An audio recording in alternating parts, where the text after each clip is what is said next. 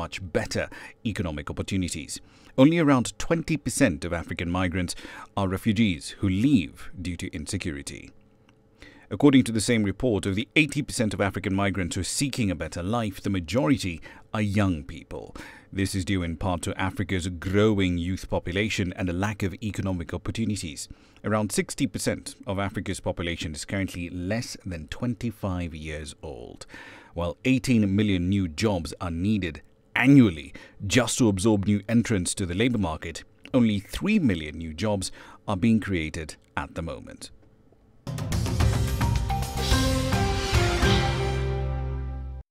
Well, let's unpack this question of migration and good governance in Africa. I'm now joined to discuss this further by Abdullahi Janneh. He's the Executive Director of the Mo Ibrahim Foundation.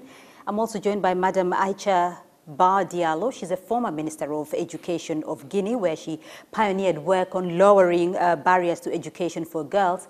I'm also joined by Dr. Abdallah Hamdok. He's a former Deputy Executive Secretary and Chief Economist of the United Nations Economic Commission for Africa. He's also the chairperson of the Technical Committee of the High Level on Illicit Financial Flows from Africa. That's been a very contentious issue on the continent. But let's talk about governance and immigration issues. I'll start off with you, Abdullah Janneh, because we're looking at this new statistics that have just been released by the report on jobs and migration 2019, and we're looking at the new development, or rather not really a new development, that 14% of the global migration population is actually the Africans, significantly less than those from Asia, which account for 41%, or Europe, which accounts for 24%. More importantly, more than 70% of the migration from sub-Saharan Africa is across the continent. This is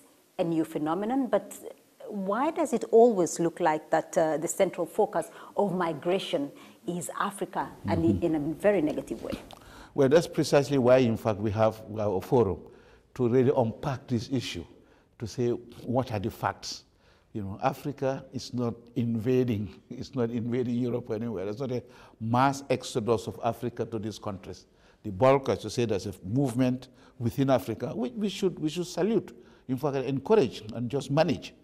This is a free movement of people. It will bring Africans together. The other less number of who are going, it's just sensational.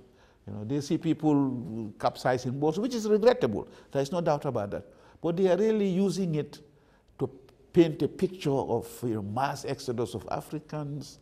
There's raising security concerns in the countries where they are supposed to go. They feel there will be a strain on their services and so on, which is far from the truth.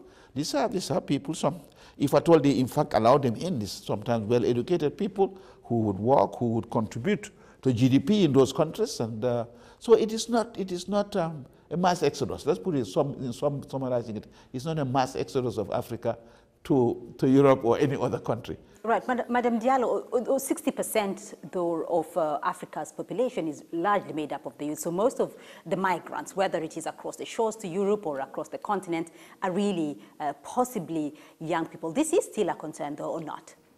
It is a big concern. And this 60% of the population is, their age is less than 25 years, okay? And they are highly educated. And if they stay in our countries, they will be contributing to the development of the countries. So moving within Africa is a blessing. Now, going to Europe is another problem, because they are going expecting to get jobs, which they will not. And the media has shown these people dying in the sea. And when they are captured, they are put into camps and then sent back to their own countries. Or they die in the desert, dans le désert. And this is really terrible. When I see it, I cannot sleep. Because we know that to develop a country, we need these human resources. And the countries are losing their future by not giving them the opportunity to get jobs or be able to set their own enterprises. Dr. Hamdok, what are your thoughts? I fully agree with my sister and brother here. This migration narrative is totally distorted narrative. If you look at the figures, as you rightly put it, a very small fraction of the Africans. In fact, when you look at the percentage globally, even if you look at it, the number of migrants from Africa to Europe and compared to the numbers within the continent is a small fraction. I think this is essentially a European problem, trying to probably push it somewhere else to think that the problems of political issues and challenges within Europe is an African problem. It's totally false. What is required here, I think, is to get the facts right, to engage our European brothers and sisters and partners in getting the facts right, and maybe also in coming up with a framework that would allow us to reach a win-win situation that would help those countries and also help us. And that is the question that I'll put to all of you. How do you change that narrative, though? Because for years now, it has been African migrants on boats going to Europe. Nobody really talks about the migration that is on the continent. Are you going to change that narrative? Let us get credible facts. Let us do this, and let us disseminate these facts. Let us have sessions on them, like the forum. The forum here, we have maybe 1,000 people who came. I mean, and so all of them, Africans, non-Africans, who really go out with a better understanding of what these challenges, how much of it is an African issue rather than a European issue. And I think also the media has a role to play in this. I think the media should be better informed and remove this sensational aspect of reporting on migration. I think we should report anytime you have a boat that goes down and we have young people drowning and so on. There's no doubt about that. That should be done. But we should always put this in context. And I think we are losing that. So let's all work together, really build a coalition that would inform each other, that would get the media on our sides, let's get the dialogue between us and our partners, particularly our non-African partners, particularly European partners, because they're the ones who feel that Africa is invading them. And I think we should get to them, we should discuss, and every time we discuss, I think we should give it wide-scale diffusion to say this is the situation. So, yes, Dr. Hamdok. Yes, I think, you see, what is missing in this discourse is treating migration as a development issue. In Africa, we should have a development or a framework or a perspective that is essentially developmental in nature, which would allow us to have a discussion that will look at migration as a positive issue. Partly because migration, if you look at it, there is source, transit, and destination. How can we create a win-win situation in the three areas? Migration can be an extremely positive force in the three areas. The contribution of the migrants in the destination, contribution back to the origin, and also in the transit area. But our partners, particularly from Europe, as Abdullah was saying, they should sit with us and look at it. When you come up with a developmental perspective, you treat development aid and all this, rather than counting the figures that goes to supporting migrants in the destination. Come help us develop this continent. Retain, this is our future. We are not losing the history. We are losing the future. This is the well-educated, taxpayers' money went into them. The migrants are the best of our talent. Madam Diallo. 2 days ago, we had a meeting of Europeans and Africans, and we discussed the issue. And we said that what is important is to have the legal migration fixed. And also we said that it's a win-win process, as we said, and it will be important to allow a policy being developed between Europe and Africans, so that for students, for instance, they will have Erasmus, bringing Europeans to come to our universities, and also our students to go to Europe. so that we will learn from each other and get to know each other better. It's a win-win process because when Africans move to Europe, for instance, they do contribute to the GDP of the country. South Africa, Cote d'Ivoire, Uganda are the countries that are listed as having taken in the largest number of migrants on the continent, though. But we are seeing, Dr. Hamdok, we are seeing South Africa, for instance, suffering from xenophobic attacks. How do you make it sustainable on the continent? Well, I think in terms of frameworks, the fact that the continent has progressed so well in terms of the building blocks of the RECs, the regional economic communities, ECOWAS people moving within this region freely, they don't need visa. It is very much in East Africa community, in SADC.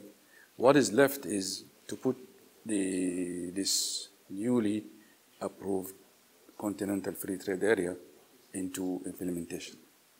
I think it's a huge milestone that the Africans have achieved that. Still, of course, the devil is in the details, but also in the implementation. We're very good in the continent at producing fantastic frameworks, resolutions, and pacts and all that. We need to move the extra step in implementing this. And I think South Africa is a country that needs to get to terms with this internally. They need to have that discourse within South Africa itself.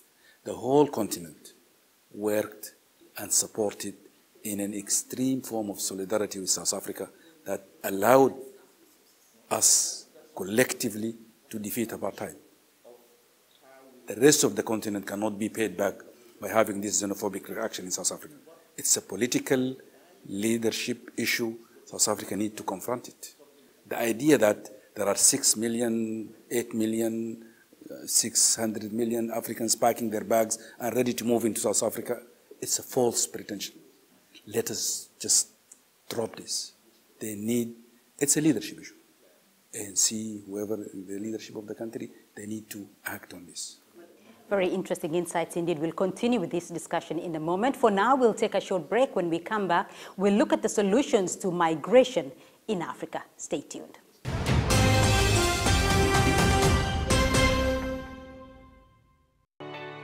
Nigeria now for a look at some economic data out of the country. With a dedicated and diverse team of anchors, CGTN now brings Africa to the palm of your hand. I'm Perina Karibe in the heart of Nairobi, which is bustling. From everyday heroes to the continent's most powerful figures, we bring their voices to you. We haven't changed. And this is something most of us are very excited about. We bring you news that's changing perspectives.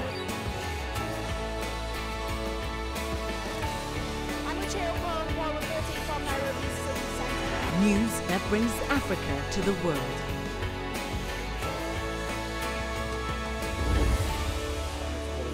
CGTN. See the difference.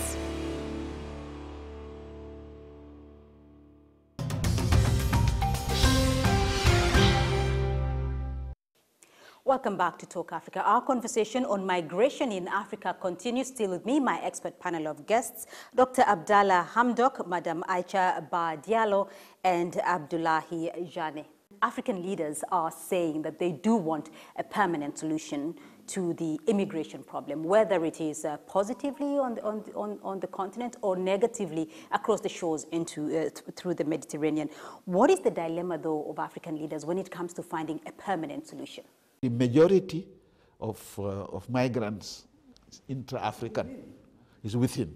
We have to manage that. For example, I think the best way for Africa to integrate, one of the critical issues, is the free movement of people.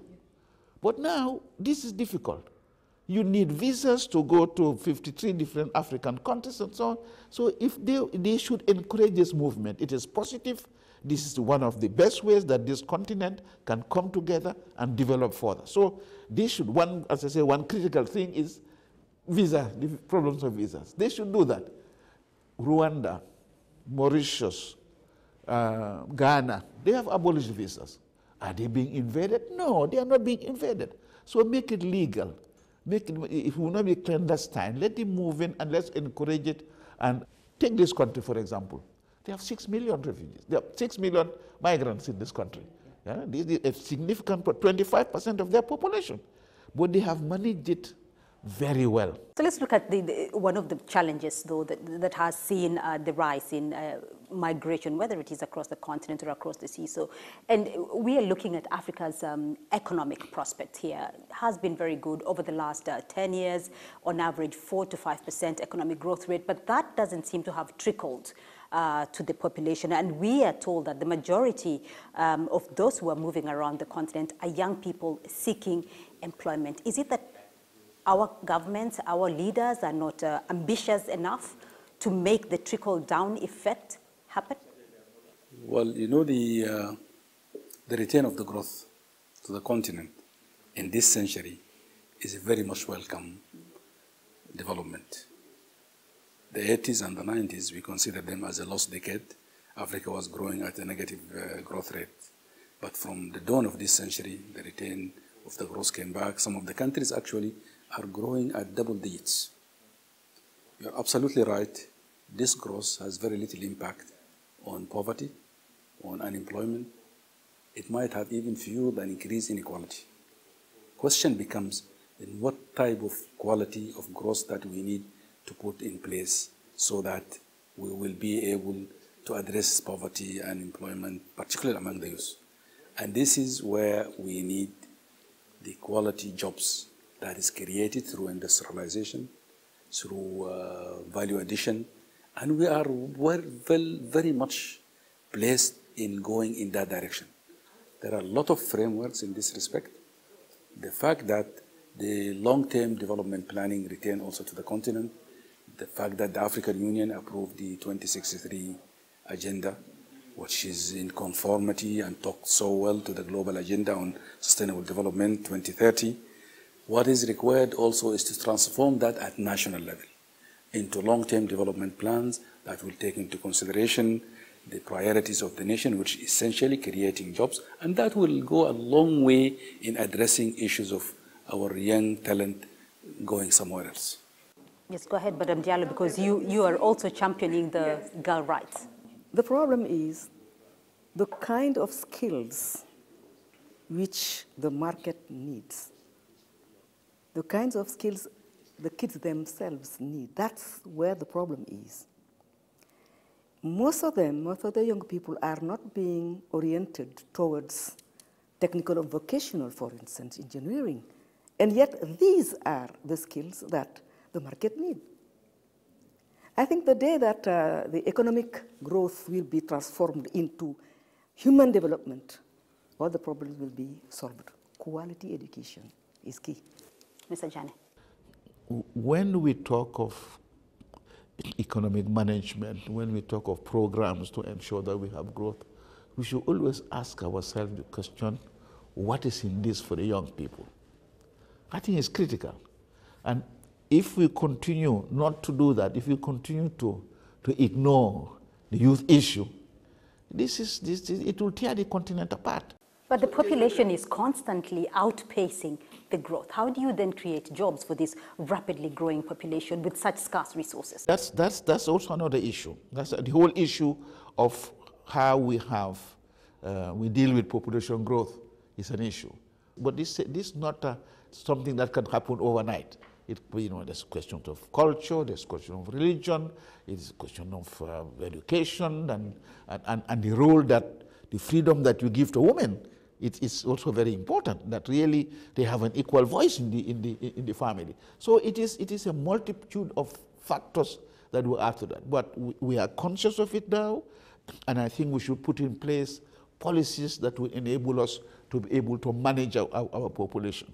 But also the movement across the border is, if you take arable land, we have more arable land than any other part of the world. So if we facilitate this movement and you facilitate how we deal with agriculture, we have a global view of agriculture, it would help. So, but I quite agree with you that we must have population growth which does not outpace economic growth too much. Dr. Hamdok. I think this population issue, and particularly what you could call the youth bulge. This youth, it should be a dividend. It should not be a curse, provided that it is harnessed well and addressed well.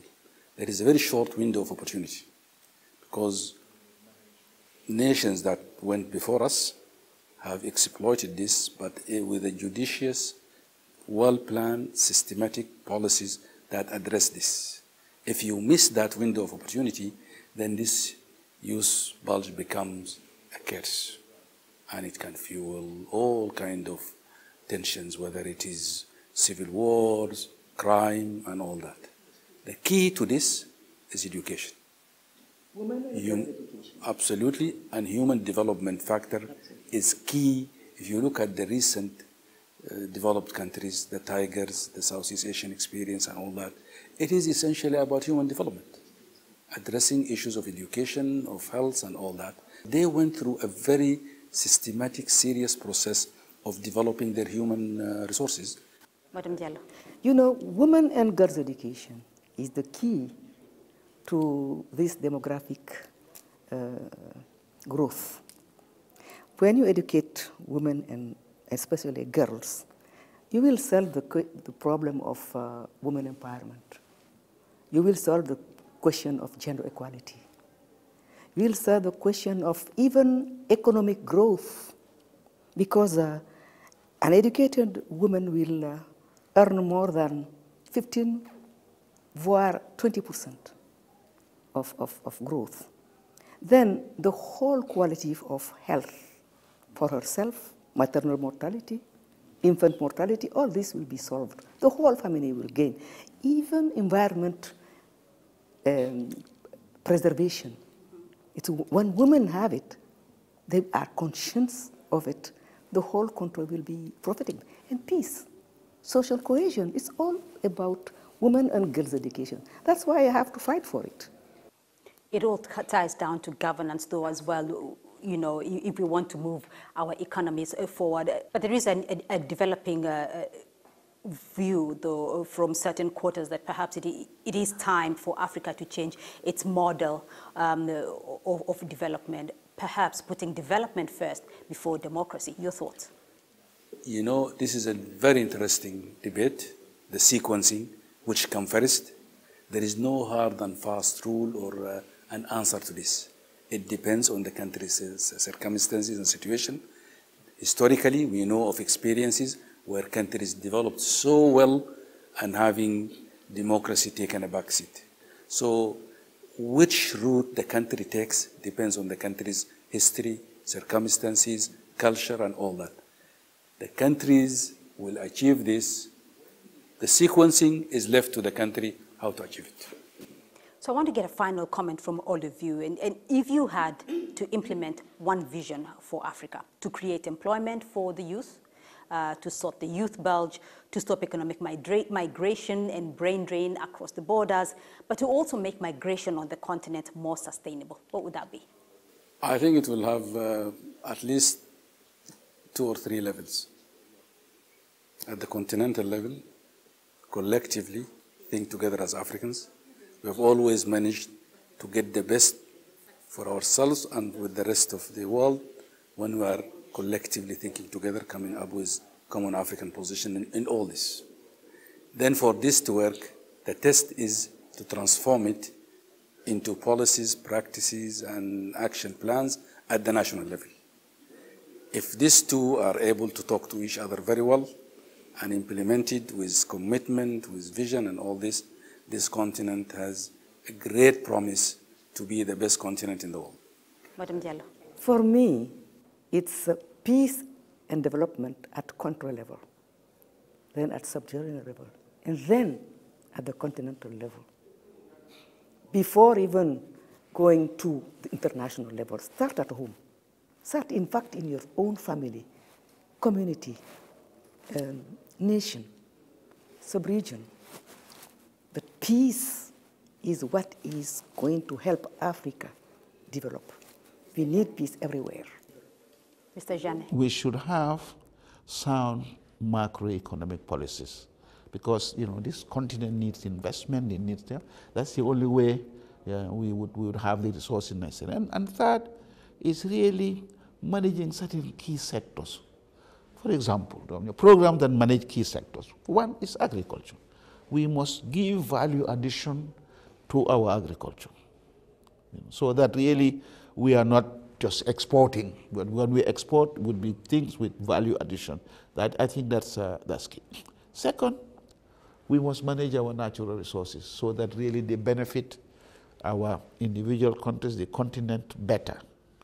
Third, we should deal with illicit financial flows, because that gives us resources. We need resources.